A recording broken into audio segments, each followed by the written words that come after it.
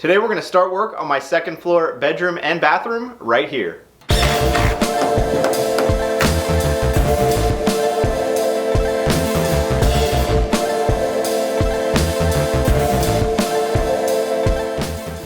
Alright guys, so just to give a quick little recap or rundown in case you're new here to my house.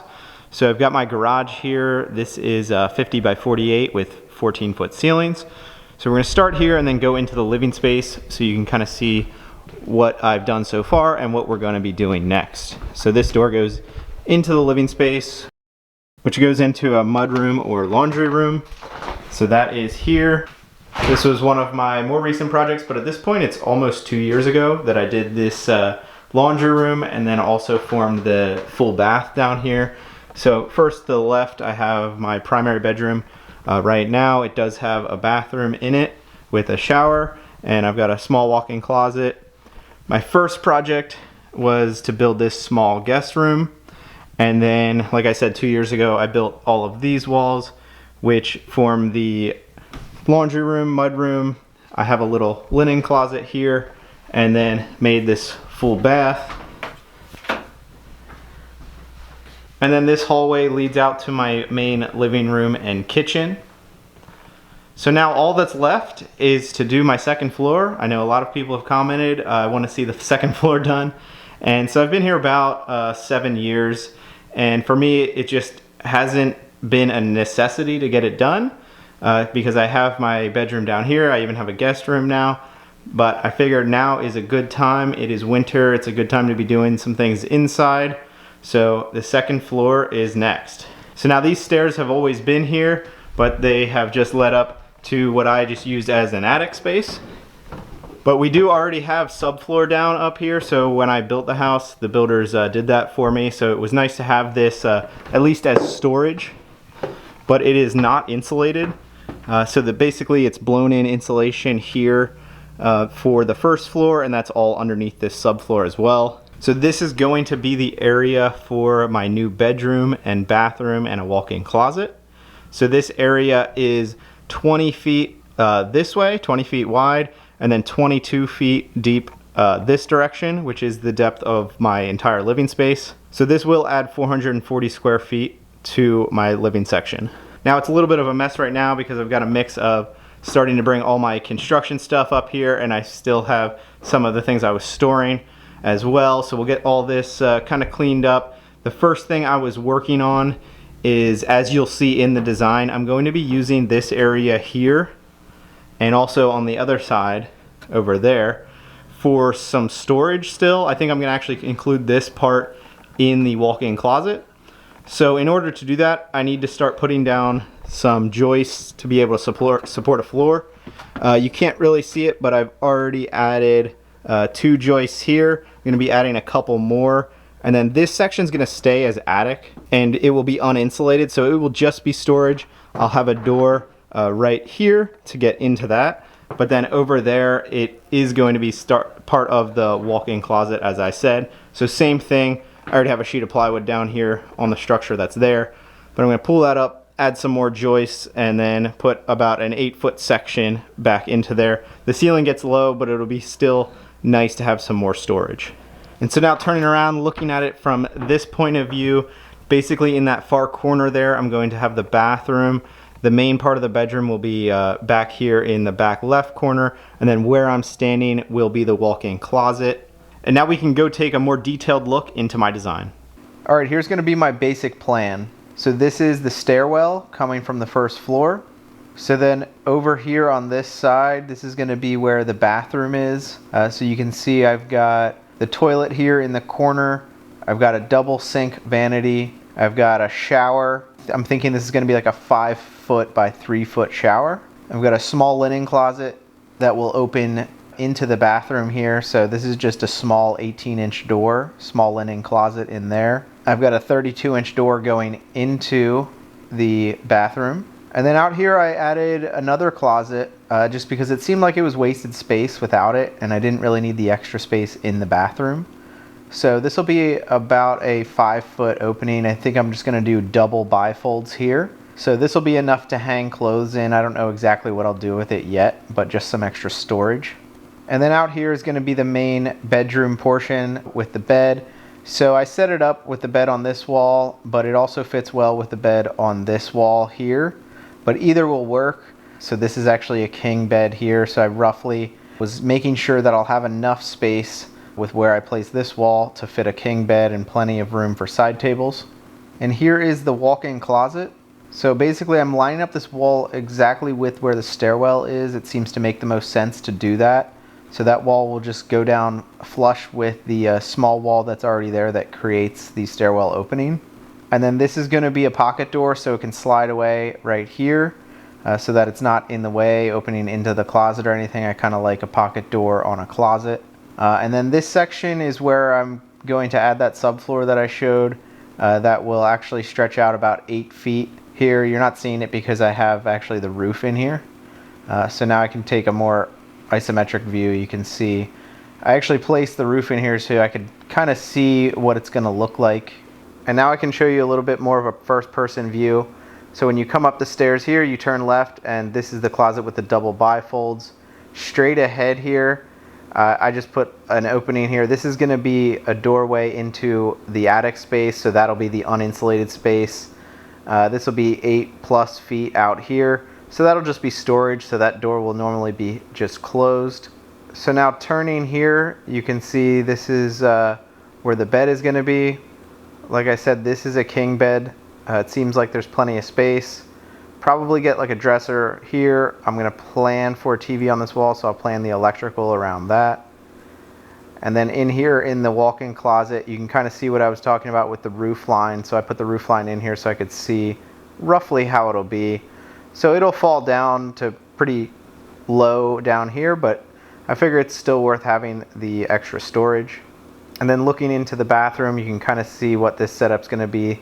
The double vanity with the toilet there against the wall, and then the shower over here with the small linen closet right there.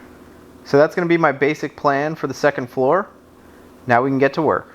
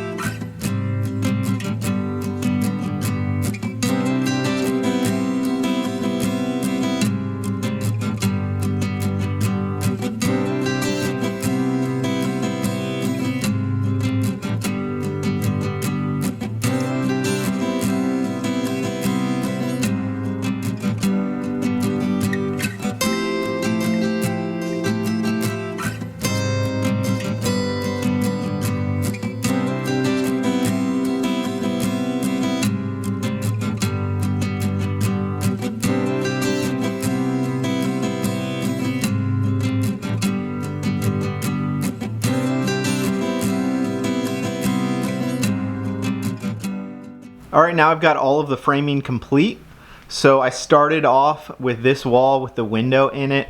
So I had to add a lot of framing to this wall because it was basically just the structure of the building. So it was just like these main posts. So what I had to do is build a whole wall that was flush with those posts. So that's how my drywall will just go straight over top of those posts.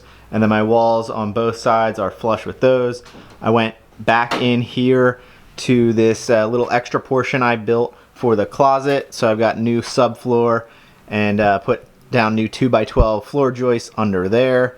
So we've got, it's another 8 feet that wasn't here before that goes down into the sloped roof section. So of course you lose headroom eventually, but I figured this was worth doing to have just a little bit extra storage. So I framed this out completely for the closet, and then I went ahead and did all of these ceiling joists to support the drywall as well. So I made it flush with where all of this drywall would have to be. So then I have enough room for my R38 insulation above this the whole way down. So then I continued over. I've got ceiling joists the whole way across the window. So then also while we're looking at the window, you can see we boxed out this portion and put a whole bunch of 2x4s for support in there. And I think I'm gonna just do drywall the whole way around that, just box it right in. So that is why I framed it like that. Tried my best to match the curve with the plywood, but then I also just put the 2x4s right on the frame of the window to make sure the curve was perfect to match. And then over in this section where I added my basically uninsulated closet, I've got subfloor the whole way back. It actually goes about 9.5 feet. I've got a bunch of stuff already back here so you can't really see, but I added that. I added a little shelf here. So this will be closed off from the room. So I've basically built this doorway. This is shorter than a normal door, so I was thinking I'm gonna have to cut down a regular door, but after looking at it, I think maybe I'll just build my own door, and then I can like fully insulate the door as well. So then looking at this section, I've got the full bathroom studded out. Right here on the front is going to be this closet with bifold doors. So I went down to a 5-foot opening instead of 6 foot because I basically ran out of height here with where the ceiling will have to slope. So I did have to do a little bit of a unique setup for the header. This is a non-load bearing wall, so that's totally fine, and it's just bifolds. So then beyond that, we have the actual bathroom. Here is the door to enter. And then as you go into the left here is the linen closet with the door out on this face. So this is just an 18-inch door here for that linen closet. I've got my base of my shower in place here and got the framing around that, which is this wall. So now you can kind of see how it's going to take shape. The vanity is going to be here with double sink, toilet in this area. And then as you go out of the bathroom here, we've got the closet, the walk-in closet framed out. Now the opening looks really big right here because that is the rough opening needed for a pocket door. So basically half of that will be the actual opening of the doorway. Yeah, so everything worked out pretty nicely. A little bit unique framing when you have to deal with the angle here. So I basically put some cross bracing in to support the top plate. That was a lot easier to do it that way rather than try to build a wall perfect to match on the floor and then stand it up. So I did the same thing over here on these walls as well. And otherwise, I still need to go around and add a little bit more support in some of the corners for all the drywall. I did start adding to this wall up top because this was just a roof truss. There's not quite enough support for drywall. So I basically matched what was below. That's basically 2 foot on center studs. So that's kind of where these all line up top. So I will have to still do that over here in this section. And like I said, add some more support in some of the corners for all of the drywall. So today we're going to be focusing on the plumbing. And the way I like to work is to do all of the drains first and then the feed lines, because the drains are pretty set where they have to be and you've got to get everything sloped correctly. So, and then the feed lines are a lot more flexible. You can kind of run those where you want. So you want to get your drains in place first. So that's going to be over here. We've got 3 different drains to work out. We've got the toilet drain, which is going to be right in this area. So luckily when I built my house, I did tell the plumber that I was going to put a bathroom up here, so they already had everything kind of ready to go for me. So that's what you see right here. This is a 3-inch drain stack right there, and then they also have a capped off section right here for the vent. So that's exactly where I'm going to be plumbing in my toilet. I'll have a T going into there and then reconnect up to the vent, and then bring it right over to this area for the toilet flange. And then next we've got the shower drain. So this is where the shower drain needs to be, right in the center of my pan. And then that one I'm going to be bringing over and teeing into this 2-inch line. So I'm going to do a full 2-inch drain on the shower. That way I can get a little bit more length out of it, because you are allowed to have up to 8 feet of a basically a trap arm from the P-trap that's going to be sitting under here to the vent stack, which is there. And then similarly, I'm going to have my double sink vanity here. So basically in this area and this area, I'm going to have my drains come over and come back to the same stack right here, this 2-inch. And then I'm going to tie some venting up and around into this vent here. So then once I get all my drains figured out, I can change over to the feed lines. So the feeds are going to be coming up this wall in one of these pockets. I don't remember which one, but probably over here. Then I'll have to bring them over. I'm gonna have to feed, obviously, the shower, hot and cold. I'll bring hot and cold through this wall. Cold goes to the toilet right here, and then hot and cold to both of the sinks in the vanity. So that's the basic plumbing plan. Now we can get started.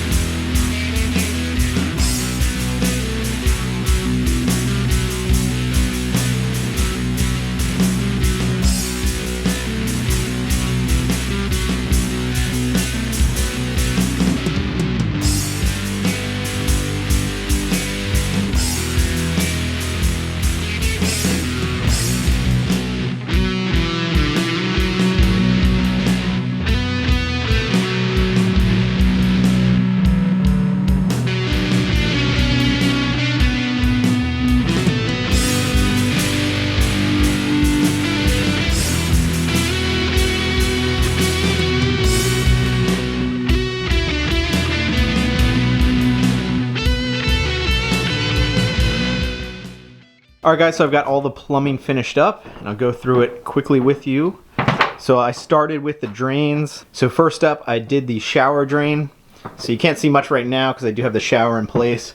But I basically lined up where exactly this had to be. So I brought the basin up, marked it, drilled a hole in the floor. And then I was able to do some pre-assembly with the long PVC pipe and the P-trap, so that what I did was I slid it in this way. That way I didn't have to cut up a bunch of my subfloor, so I could slide that in. So you can see that is this pipe here. So underneath, that's all 2-inch. So we got 2-inch, and then we got a 2-inch P-trap right here. And then we got a little section there to get my slope right, because I still needed a 1/4 inch per foot drop. And I did make sure to code, you have to be under 8 feet to the vent. So I am just under 8 feet. I tied into this existing 2-inch stack here.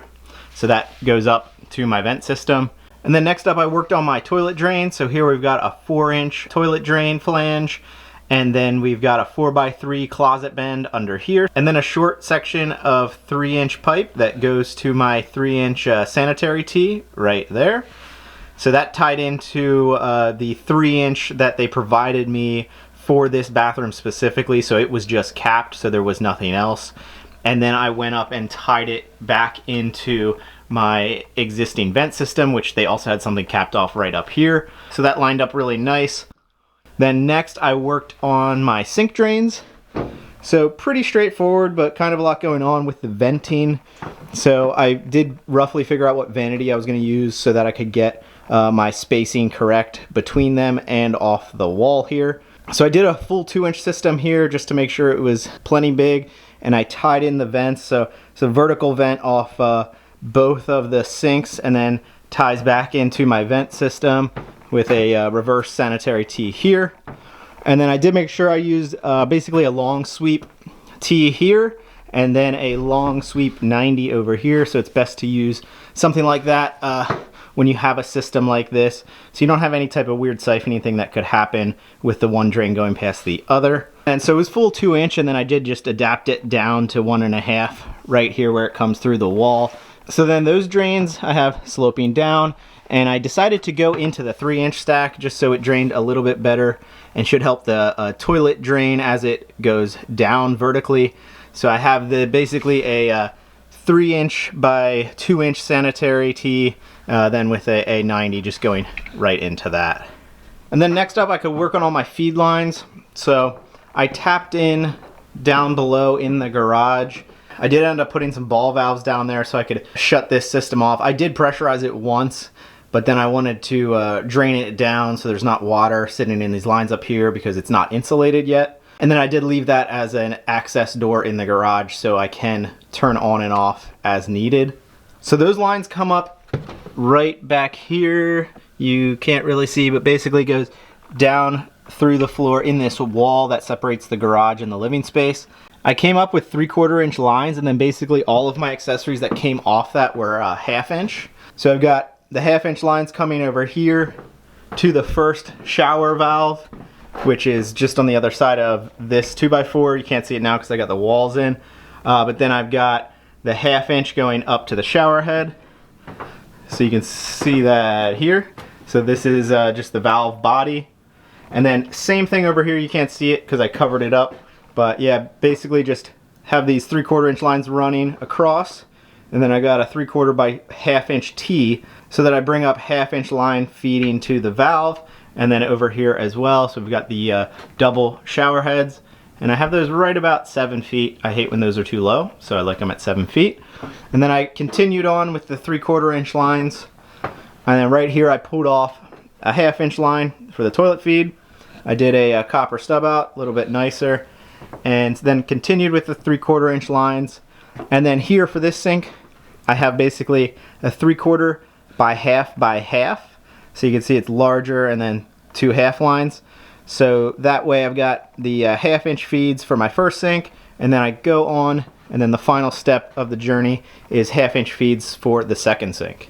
So that was all pretty straightforward. I wanted to maintain that 3/4 inch as long as possible so that to make sure I have enough pressure, especially when you're running both sinks at the same time, or if you have both shower heads going at the same time. So all in all, not too bad. The drain lines were the hardest part because, like I said, they have very fixed locations and you've got to make sure you have your slope right. So that is the plumbing. So next up, we're going to be working on electrical. So the basic plan is I'm going to be running 3 circuits. There's going to be one 20 amp circuit for just the bathroom. That's going to do the outlets and the lighting in the bathroom. I've got another 20 amp circuit for the bedroom here. Then the third one is going to be a 40 amp circuit, which is actually for my new HVAC system. So I am installing a mini split outside, and then I'm going to have 3 air handlers inside. So this is going to be for 1 up here, and then there's actually be 2 downstairs. As of now, I don't have any type of central AC, and I do have baseboard heaters that I don't really use because I have the wood stove, but this mini split system will provide heat and air conditioning. So it's been a long time coming to have some type of a central AC, so that'll be pretty nice and definitely necessary up here. So first off, I'm gonna have to run my new wires from the garage, and that's gonna be 2 lines of 12-2 for the 20 amp circuits, and then 1 line of 8-2 for the 40 amp. And so they're gonna be coming in roughly around this area. This is where all my other wiring kind of comes in. So it's actually pretty accessible because my loft in the garage is right on the other side of this wall. So we'll be bringing them in here, and then the 8-2 is likely going to go in this direction somewhere because the condenser for the mini split is going to be outside on the ground somewhere over there. So bring the 8-2 line over there, and then the 2 12-2 lines coming through here. For the bathroom, I'll likely come to the GFCI outlet somewhere in here first, and then I will feed the lights and the fan. So we'll be installing an exhaust fan. Probably something similar to downstairs, so it's going to be around this area. And then I'm going to have to run my 4-inch exhaust vent out here and down. Similarly to, you can see here, I've got one of these is my dryer. The other one is the new exhaust vent from my new bathroom downstairs. So I'm going to bring it out in the soffit in this general area, just like the others. And then as far as the bedroom goes, I don't know exactly what I'm doing with lighting yet. I do know I want plenty of receptacles, so I'll be placing the receptacles first and then start looking at light switches and light fixtures and where I want everything. I probably will put a fan somewhere over here, so I'll prep for that. And then the other part of this, as I mentioned, is the air handlers, so I'm gonna figure out where I want the air handler in this room, probably somewhere pretty central, like around here. And then the other thing is going downstairs and figuring out where those air handlers go. I know one is going to go over here somewhere because that is the current bedroom downstairs. So I want one in there, and then likely one is pretty close to under my feet here because that's going to be in the living room. And we'll see, I might have to cut some access in the floor here so that I can get to everything, especially for this air handler. The other one over there should be in the section that is already exposed. So there is kind of a lot that goes into the mini split system. I did get kind of a DIY kit, so it has all of the refrigerant lines pre-charged and things like that. So I should be able to figure it out. I do need to get drains for all the air handlers, so I got to figure out where exactly I want to run those as well. But that is the basic plan, so let's get to work.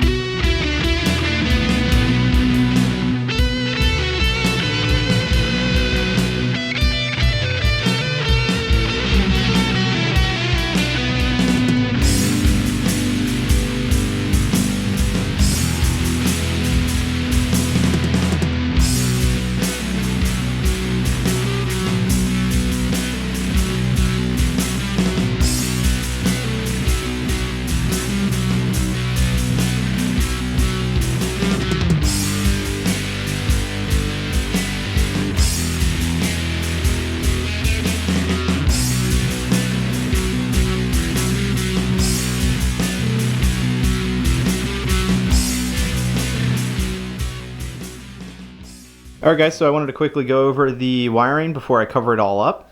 We've got pretty much everything done in here. I'll start off with the main room here, the bedroom. So I've got a 20 amp circuit for that. And at first I'm coming in right here. You can't really see, but it came in through the garage over here. This is where all my other wiring comes in.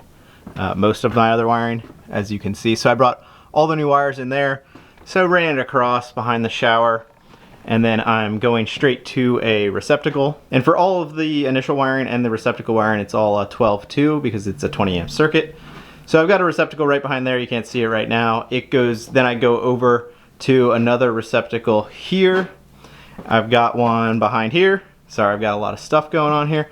There's one. And then I think this is the last one on the circuit right here. So then I'm also bringing power up to the lighting. So I've got this will be a 3-switch box here. So the first one will control the 4 lights that are going to be recessed lighting. You can see I've just got the junction boxes here. So 1, 2, and then 3 and 4. So that's also going to be on a 3-way switch. So I'll have a switch here at the top of the stairs. So when you're coming up in the dark, you have a switch to turn those on. And then I've also got we'll have a switch here for the fan. So I've got my fan here. It'll probably have a light on it too. So probably 2 switches, fan and light. Have that mounted with a fan box. And then as we go into the closet, I'll have another switch right here for the closet lighting. Same sort of thing with the junction boxes. So we've got a box there, and then I have one down here on the angled wall. So I'll have 3 lights in the closet. And then if we look at the other direction, so it splits off of that outlet where it comes in, and then it comes over here. This is going to be where a TV would be, so that's why it's high up on the wall. So I've got the TV, and then I've got another receptacle down here, likely going to have a dresser in this area.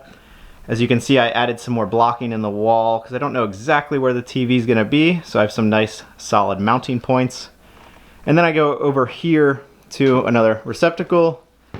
I've got one here as well. So that's pretty much it for this room. And then if you go into the bathroom, so this is a separate 20 amp circuit. I have the line coming in straight to this receptacle. So this will be a GFCI, and then it goes to the other receptacle. I actually put this one lower, so the vanity will end right about here, and I wanted it kind of lower, and that is to code. You can have it up to 12 inches below the countertop. Just so it's not like right in the middle of the wall right here. So I put it low. And then I'm also bringing the power over to the 3-gang box here. So I'll have the first light switch will go to the vanity lighting. So I've got it actually on the angled portion of the wall here and here, centered over the sinks. So kind of an interesting setup to figure out what to do there, but I did find a fixture that should work in this scenario. So it hangs down a little, but it shouldn't be in front of the mirror. And then the last 2 switches will be the light and the fan that goes over the shower.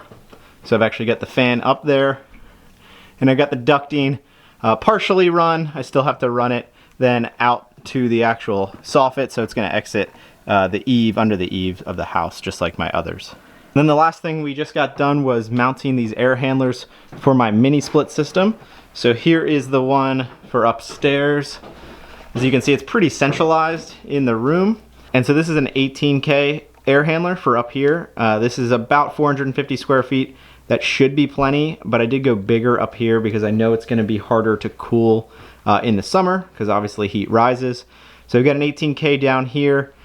And then I actually cut up the floor right in this area because below here is where my other air handler is, down in my living room. So that's a 12K. And then the last one I put in my current bedroom back here. Can't see it right now, it's under the pink insulation. So that's another 12K that I put back there. So none of the lines are run yet, but that will be upcoming soon. Waiting for the weather to improve a little bit so I can actually install the condenser outside. So it will be outside on the ground somewhere in this area. So I have to run all the refrigerant lines to that one and the other one up here. And then the last one I will have to run under the subfloor, I think this cavity, over to that. And then the last thing with those is I will have to also run the drain So the one over here is the most difficult because it has so far to go. So I'm actually going to run the drain over and then down into the closet of my guest bedroom. And then it's going to run over right into this area because this is where under my stairs have my water heater. And there's a drain in the floor, so I'm going to drain right into that. Then the other two I'm probably going to combine. So I'll bring this one over and down. They are in the same truss cavity there. So I can combine them somewhere in this area and then I'll run it straight outside. The other thing I did is I did run the 8-2 wiring for the condenser, so that's what you see right there. And I actually have a junction box there because I am changing it to an outdoor rated cable that's inside a liquid tight conduit so that it can then go outside. And then outside it has to go to a disconnect box and then it can get to the condenser. So that's all 8-2 and that is a 40 amp circuit. So that is all the wiring, and so next up I can start putting in all the insulation.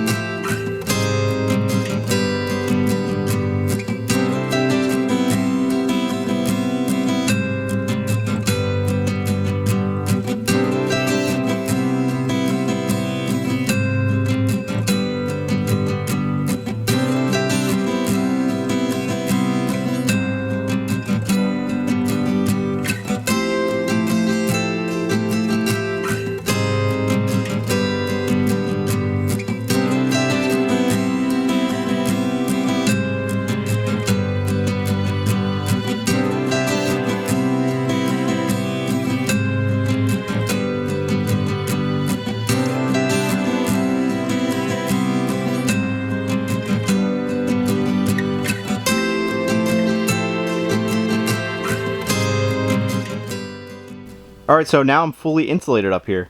I started with the walls, so all the walls are R19. Started on this back wall, which was kind of annoying just because there's the roof trusses in there. So a lot of weird shapes I had to cut out to make sure that was all nice and sealed up.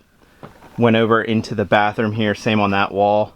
And then I just worked my way around. Initially what I used was this R19 roll insulation. See this pink fiberglass? And that's because my builders actually left this here a lot of extra from when they built my house. So They actually left me a good bit.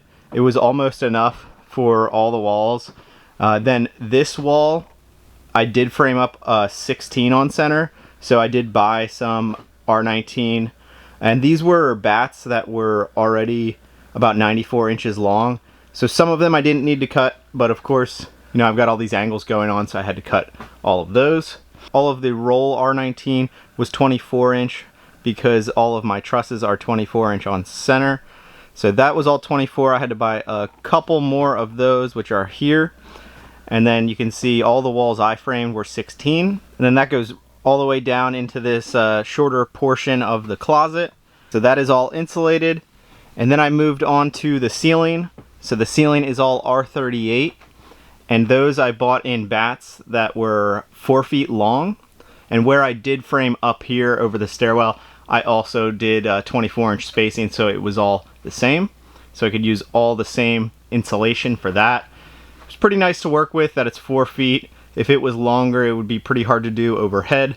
And then as you saw, I installed the pink vents under all the angle portions, and that's so my insulation didn't go the whole way up to the roof. So now I still have a continuous vent from my eaves out there up through to my ridge vent at the top.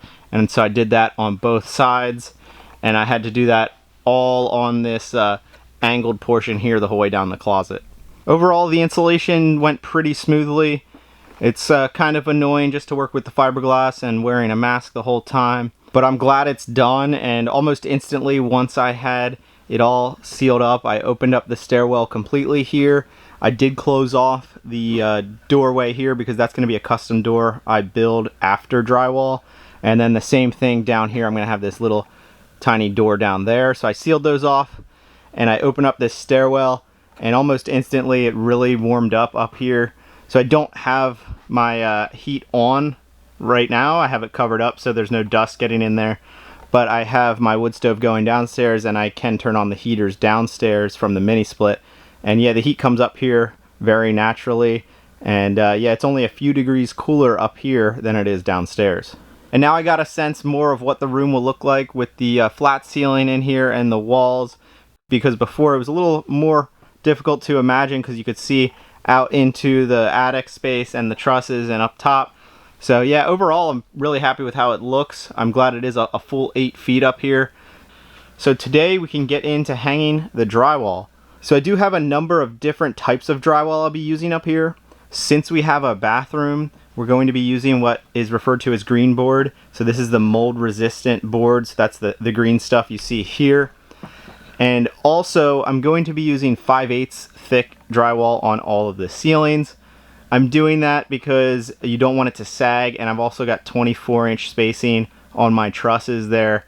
So I definitely want something thicker that won't sag. So I'll be doing that on the flat ceiling, and the angle ceiling we'll be using 5/8. So we'll have all of that 5/8 mold resistant up on the ceiling in the bathroom here, and then we'll do the 1/2 inch mold resistant on all the walls in the bathroom.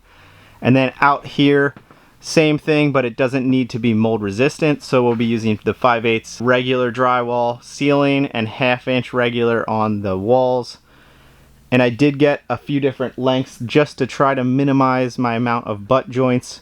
So I did get a lot of 8-foot sheets, but then I got 10-foot and 12-foot as well. I was able to borrow a drywall lift from a friend, so that will be a lot nicer to try to do the ceilings especially. Generally speaking, I'm going to be doing the ceilings first and then the walls. It seems like that is best practice. And get the ceilings over with first because they're kind of the most annoying. So I'll be starting in the bathroom. I'll probably do the ceilings and maybe the walls too in there before I move outside.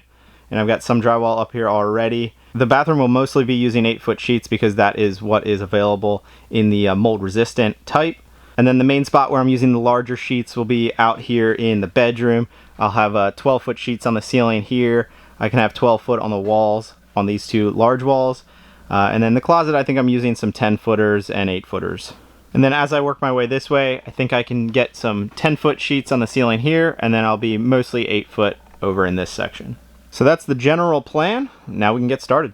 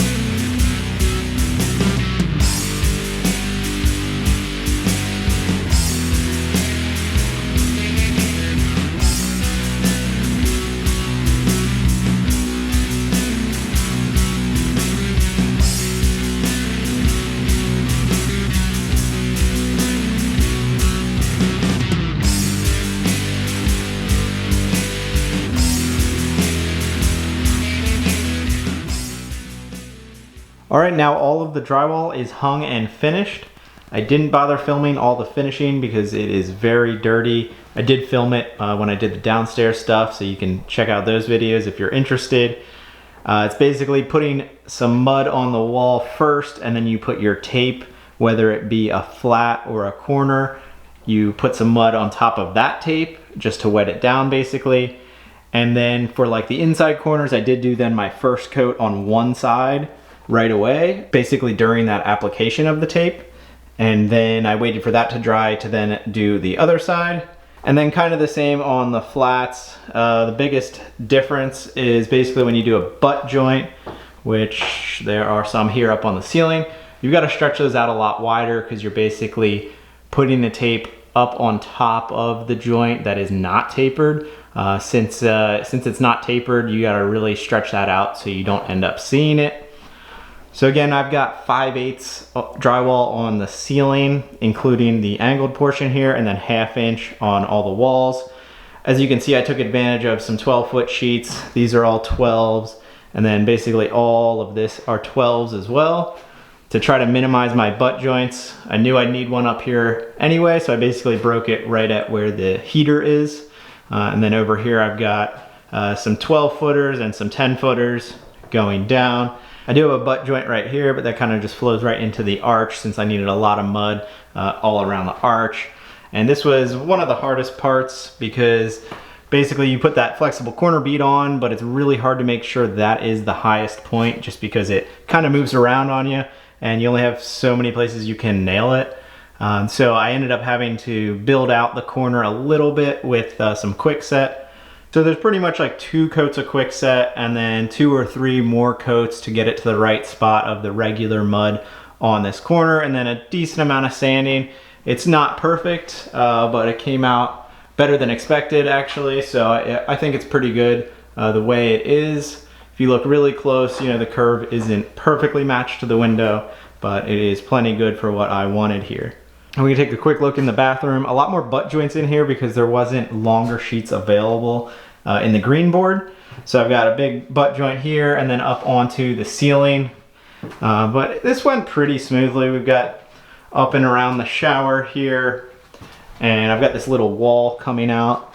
That's kind of nice because you just, as long as you have your corner beads set right, you really just fill right between them. So you can get that pretty clean. Got the closet. Inside this closet, I didn't go crazy. I just put like 1 coat on and wasn't too worried about making it perfect just because you can make yourself crazy. And it's also a really tight spot to be working inside there. But yeah, this went on pretty smoothly other than, you know, I've had a lot of cuts up here because I couldn't use the panel lift in here because the shower is basically in the way. So I had to do all this by hand, so I had to cut it down a little smaller. That's why there's some butt joints there and then over here. But I was able to use the panel lift for like this angled portion, and then most of all the 12-footers that are on the ceiling, pretty much all the ceiling out here, I could use the panel lift, which was really nice, especially because that 5/8 is really heavy. And then inside here, the closet, more of the same. I think I used 10-footers on this wall.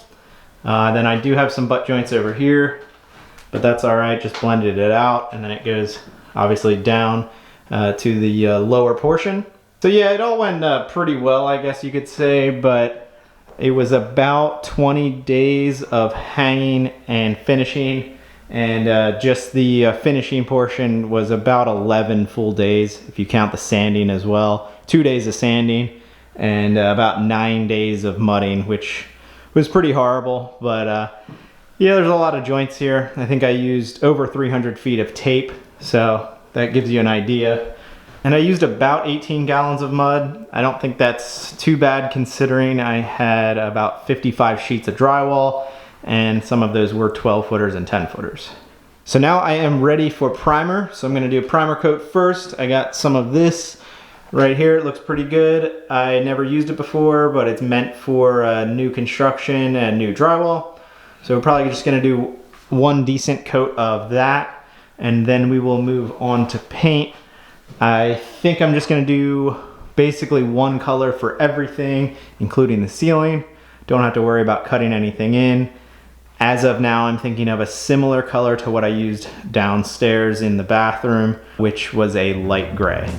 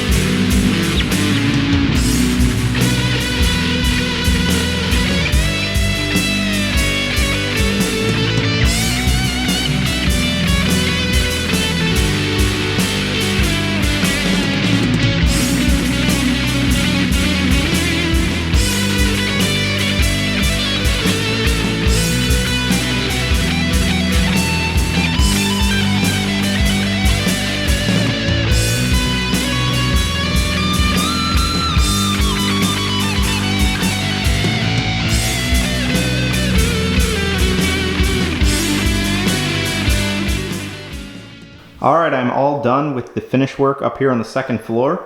So now I can take you around and show you a little bit of what I did. But basically after the paint, I went ahead with the flooring. So this is LVP, very similar product to what I use downstairs, and I made sure I got one that was definitely good for wet areas because it obviously goes right into the bathroom. So I use this same flooring everywhere in the closets, in the bathroom. And that went down pretty smoothly. After I did that, I did all the trim work. So a good amount of trim. I think I used over 70 individual pieces of trim. There's just kind of a lot of walls and then a lot of doorways, so that takes up a lot of trim. I did decide to do the same as downstairs as far as the stained pine with poly. And I think it looks really nice. I did decide to do the same in the bathroom, so I didn't have to worry about any different types of trim. I did have a few different widths just because of certain unique situations, but generally it's a 1x4. And now I can kind of take you around and show you the different aspects of what I did. So this is one of 2 custom doors. So this goes into that uninsulated attic space. So I built this using a 2x6 frame. And what that did was it allowed me to make it fully insulated, fit that fiberglass insulation in there. And the basic construction was that 2x6 frame, and then I used the beadboard over top to give it a little bit of texture. And then this is actually also just pine trim that I painted white after I installed it over the door. And then this is just a little latch I found. So I wanted something pretty low profile so that like you weren't hitting it when you came up the steps. So it's just a nice little slide latch. So this opens up, you can see the 2x6 frame, and then it is fully packed with insulation. And then as you saw before, in here is just a little bit more storage attic space, uninsulated. Got some shelving that I put here, and then I do have access to basically all of my plumbing back in that area. So now back out here, we can take a look at the window. So I did install the shades here. These are motorized shades, and they do work really well. So I decided to do the motorized shades because, as you can see, it'd be pretty high off of the stairwell to try to open this shade. And I just kind of thought it would be pretty cool to have some motorized shades here. And so now all you have to do is I have this little remote, and you just press the button, and then you can also stop it at any point if you just want them partially open. And just press it again, and it'll open the whole way. And then here I created a windowsill underneath the window. So I actually used a 2-part epoxy that I poured on this. That's why it looks so smooth. It's like a glass finish. I never used that before, but I thought here would be a good idea just because it's going to be hit with the sun all the time. Potentially could get a little wet, so that I wanted it to be really protected. So I basically got, I think it was like a 1x10. I did have to rip it down a little bit. But same thing, it's pine, so I stained it to match everything else. And then I did have to do a little bit of unique building up here to get it to the right level. So as you can see, I've got basically just a 1x4, same trim as everywhere else underneath that. And then on top is the wider piece with the 2-part epoxy. And then here I've got my railing I figured out. So I've got these posts. So these are actually meant for a deck. So they are actually stainless steel, so they're meant to be outside, but they work really well in this application. So I wanted to get ones that were side mount here instead of having it up on the surface. That's how you commonly see them, up on the surface. But this way I didn't lose any space here in this little like walkway. Having them on the outside is really nice. And then my stairs are very wide. They're almost 4 feet wide. So I wasn't worried about losing any area in the stairs here. And then luckily I have really good framing behind here because this is a double truss behind here. So I had 3 inches of solid wood I could lag into. So I basically just cut the drywall out, put a filler piece of wood so that it was still at the right spot, and then I lagged into those trusses, so those are really solid. And I also went with the black stainless steel cable here, and I like the idea of using cable because I didn't want to block the light coming in from the window, as you can see, so it still feels very open. And then the top rail is kind of unique because it is actually just 2 pieces of this trim that I was using everywhere else. So it's 1x4, but they are stacked together, so they're nailed and glued together. And then I sanded it up really nice so it was smooth. And then I put a bunch of coats of poly on this rail specifically, so it was nice and smooth and durable. But I didn't want to just use 1 piece of trim because I thought it would be a little too flimsy. So the 2 pieces is nice. So it ends up being a 1.5 inches thick. But I didn't want to just use a 2x4 because it wouldn't look nearly as nice. And overall, I'm really happy with how that railing came out. I did set it back here a little bit off of the first stair. I kind of needed to just so I had room to screw it in there. but it was also really nice trying to move furniture up here, so you had plenty of room to move around. And here I've got the first of 3 closets. This is the dual bifold closet. And in here, so far, all I've done is I put some racks for clothes. I've got a longer one at top and then a shorter one at the bottom, so I have room for anything taller here. But yeah, it's just a nice storage space right here at the top of the stairs. And now we can check out the main walk-in closet. So this came out pretty nice. I do have the same thing in here. I've got a 6-foot rod on the bottom and then a 4-foot on the top. That's all I did so far because I want to keep it open for now. I could definitely hang more clothes on this wall, potentially do a shoe rack here. And I also wanted to keep this open for now because I might do a dresser here so it can be inside the closet out of the way from the main bedroom. And then down here, I don't really have any plans right now, but potentially could do shelving, also could do shoe storage. Obviously, you do lose some head height eventually, but it's still kind of nice to have this extra space and storage. This also brings me to my second custom door. So pretty similar setup as the other door, although I did just do a 2x4 construction on this one, but I still got to insulate it with the same insulation, so it's still R19 insulated. I used a little bit of a different latch just because it's a smaller door, but the same thing with the 1x4s on the outside and the beadboard. So I think that turned out pretty nice. So this thing can be opened simply by sliding the latch. And then you can see I've got the insulation there, and then I've got some access to, I've got my chimney, and then if I need to get back into that area of the attic, I can. I did screw down some old plywood there just so I have somewhere so that I could get in there. But yeah, that turned out pretty nice. I did do the weather stripping the whole way around, just like the other one. So it's fully like air sealed, and then I've got the insulation on the door. So it's kind of a funny little space, but it provides some extra storage if I need it. Now going out to the main bedroom, you can take a look. So I do have a bed in here now. This is a king, so you can kind of see how that fits. I did still have plenty of room for the side tables, and I'm really happy with that setup. I'm glad I went with the king. It's really nice to have the extra room, but it also doesn't feel like the bed is too big for the room. So generally this space is 12 by 12, and I think that's just about the minimum that they suggest to have a king. But it feels a lot bigger because that space is 12 by 12, but then as you see, it just opens up, so it doesn't feel closed in at all. And then here you can also see the finished product of the air handler for the mini split up here. So this is the same thing I have 2 of these downstairs, one in the living room and one in the bedroom down there. And so far this has worked amazing. We are into summer now, and it's been 90 degrees for like 2 months straight, and this has done really well. No issues at all with keeping the space cool. And I also recently just got this 65-inch TV mounted. I'm really glad I put all the electrical up there. Everything's hidden. I also have the sound bar that attaches directly to the TV. So in general, it's a really clean setup. So below here, I will probably put some type of dresser at some point. I don't want to close it in too much, so I'll probably get like a skinny dresser because I really like how open this is right now. And also I'm really glad I went with the pocket door here for the closet, so I don't have another door to worry about where it's swinging. So that's pretty nice. I can close that off, and especially, you know, if it's really hot or really cold, I can close off that area so I don't have to heat and cool the space. Now we can check out the bathroom. A lot of work has been done in here. Big shout out to Steve for helping me carry up this vanity. So I think in total it's about 450 pounds. Luckily the top was separate, so we could carry it up 2 different times. So it's probably about like 350 pounds for the cabinet and 100 something for the top. So I am really happy with how that came out. So that's a 7-foot vanity. And of course I've got the double sinks, everything lined up nicely. I did already know I was gonna get this vanity when I planned the plumbing, so I made sure all of the drains and the feed lines were in the right spot. That also had to do with where I placed the boxes for the lighting, so they are directly over each sink.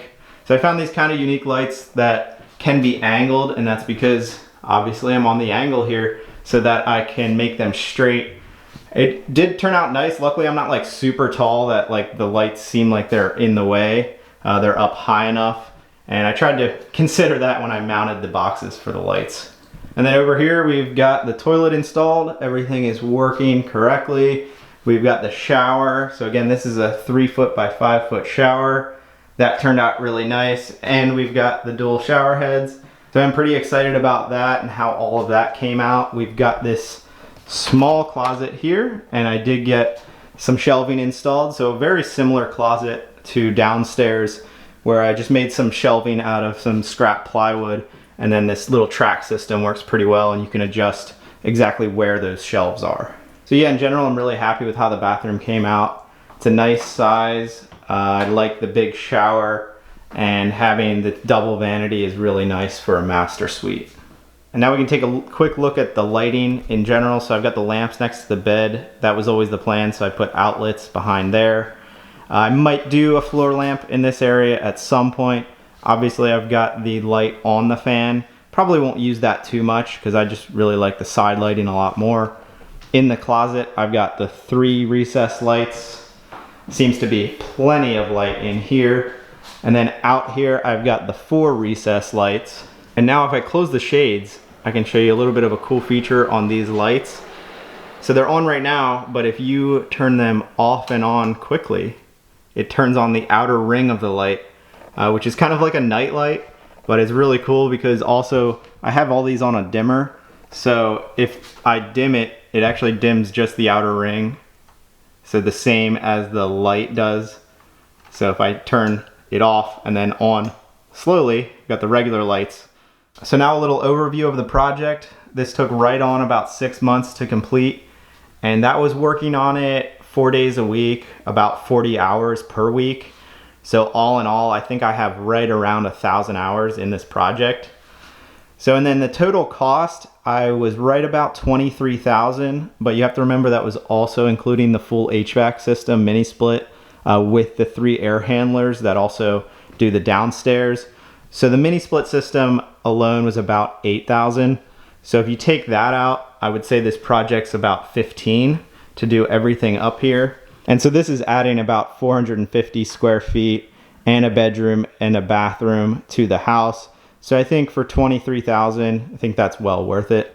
And now I'm really happy to have all of these different house projects finished up, and I can get back into the garage and work on some cars again.